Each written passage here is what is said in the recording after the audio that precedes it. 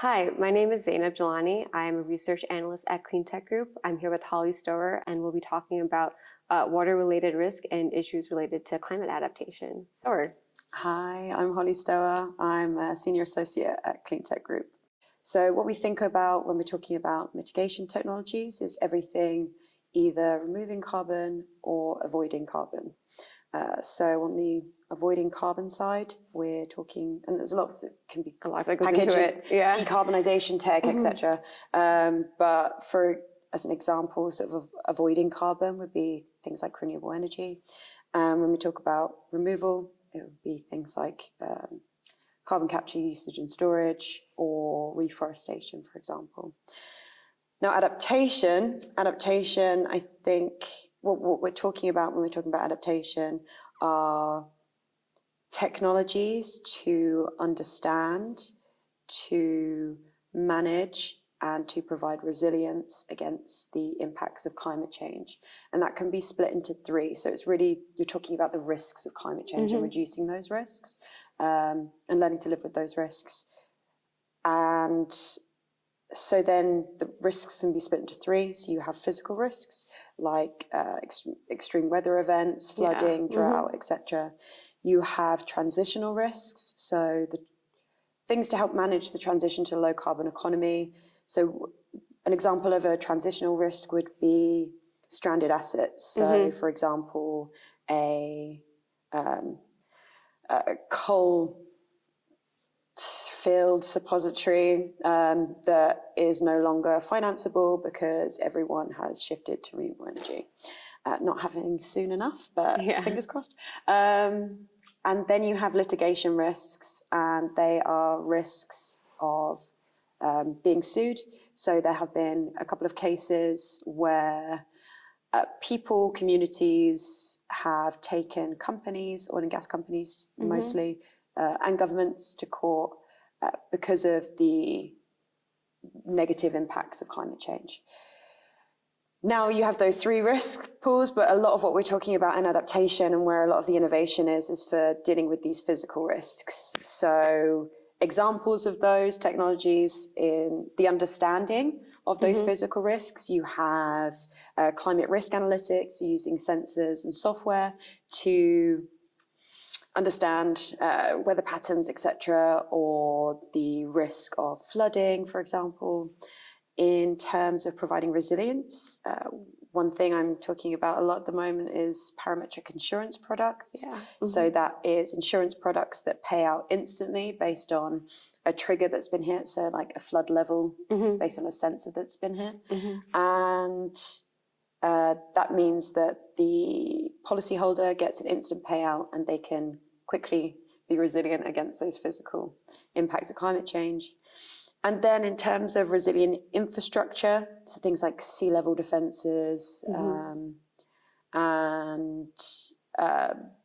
like fire barriers, for example. And that's a super interesting area. And I think the best technologies in that space also layer on mitigation and adaptation. Yeah, and it's really interesting because it's like there are so many risks associated with climate change. There's like the physical risks, as you mentioned, but there's also like the social and financial risks as well. Like having stranded assets, not necessarily something people automatically think about when they think about climate change, but it's definitely one of the very near-term risks that we're facing. Yeah, absolutely. And you've done a whole bunch of research in this space, like specifically focused in water. Yes. Could you speak to, I guess, why we should be paying attention to water and how it relates to adaptation? Because I think what's really interesting with water and adaptation is they're not really thought about together.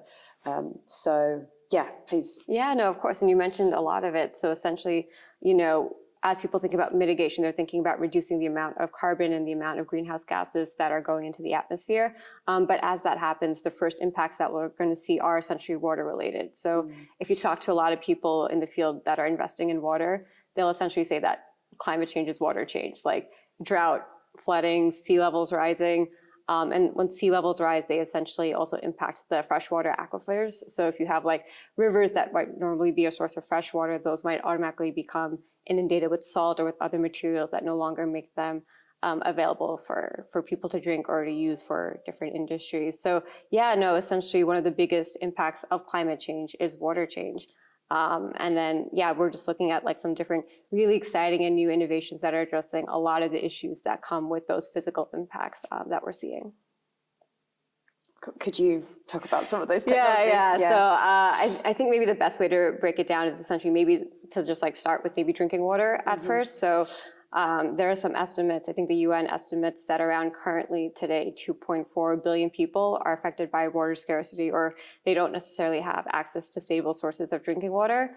And by 2050, this number can go up to 6 billion. So this is a huge, huge problem. And some of the technologies that we're looking at that address this can be considered atmospheric water generation, or essentially kind of like source capture technologies that essentially are able to absorb and take the water vapor from the atmosphere and provide stable sources of drinking water. So there are a lot of people who sometimes think that this is a little bit far-fetched, or it's too costly, or it's like it's not worth investing because there are so many water treatment and other sorts of water reuse systems in place. But it's a really, really interesting innovation, and there are different players taking different bets in this space. What are some of those other sort of water capture technologies? And you mentioned them. I mean, I've heard of desalination. So desalination, there's like a really interesting company called Oneka, where they're a desalination company that also uses renewable energy to provide fresh water. And some of the biggest problems with water treatment is the fact that they're so energy intensive. So just trying to have a source of potable drinking water, it could be a huge burden on the local community, the energy resources in the area, and just like the financial toll that it takes to like address that. So because there's loads of island nations that are effectively using generators, like diesel generators, right? The worst fuel you can use. It's not really efficient. So atmospheric water generation is really interesting. And so we've seen like some recent investments this past year in 2022 where Source Global received, I think it was $130 million in their Series D round.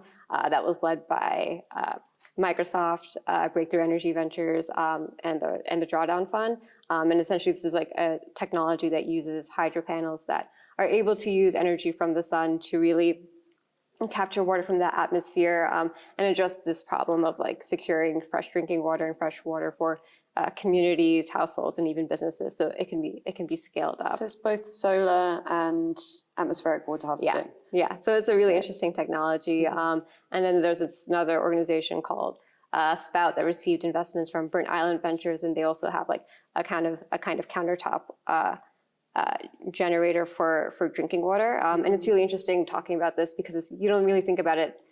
Sometimes I think about it on the global scale, about like how these communities in off-grid locations need water, but I often don't think about like how in the US as well, there are communities where they may have drinking water, but it's not safe, or there are issues with really trying to access the water. And so even trying to come up with a solution that maybe today it's not necessarily affordable for the average person, but like with economies of scale, it can be used to really address these communities where there might be lead in the water, or there are notices that it's not safe. Is that a modular system?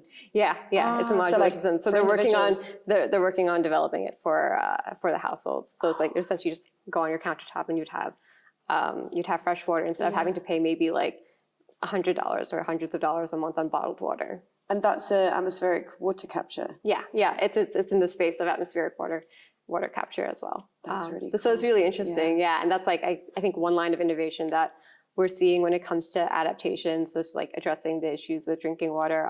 Another one that you mentioned that's like a really huge problem is like parametric insurance, just like analyzing the risks of flooding and drought. I mean, just those topics in general are huge. Yeah, I was speaking to someone today that said that there's a Hurricane Ian caused the biggest rise in insurance premiums since 1992. Oh my God. Yeah, so huge impact.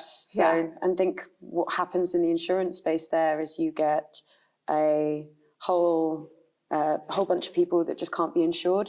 So then you have this insurance gap, premiums rise as well, or people just can't be insured in the first place. So yeah, and it's really scary because there's a huge number of assets at risk. I think I've seen estimates of around $425 billion worth of assets are at risk in the next couple years. So this isn't that far off. And essentially, like as we're talking about, like not being insured is a huge problem. So one of the organizations I've been looking into and the investors I've been talking to, Burnt Island Ventures, was talking about Cloud to Street. And they're doing a lot of really, really great work working with different governments and insurance agencies on being able to provide that kind of parametric level insurance where you can kind of have really, really be confident in the data surrounding the underwriting process and the appraisal process of things like water risk and drought risks that, didn't really seem tangible, a couple years ago, or not as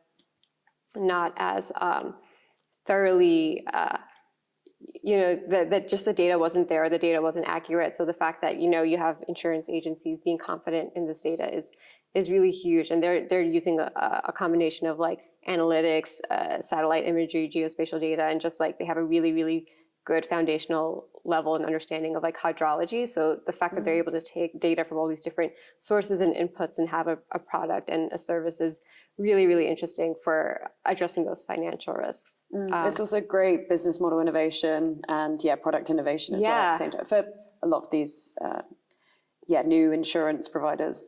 No, and then like facilitators. One of the really interesting things about their organization too is just like the social impact they've had, because I know that they were working with refugee camps, and I think there was this one case where they were working with a country in Africa to provide recommendations on where to site refugee camps, and they noticed that one of the locations that they were supposed to be sited in had like a slight depression, so it was exceptionally prone to flood risk. So they made a recommendation to move that camp to like a different location, and then the next year that original site had flooded. So just like the ability to like really be supporting communities and providing these tools to just like help those most at risk from climate risk and water risk and flooding is just really, really important, especially as we think about climate change in the coming years. Yeah, absolutely. So it's been really nice talking to you, Holly. Obviously there's so much that we can talk about, and there's still a lot more research to be done. This has been great. We could talk about so much more. Thank you.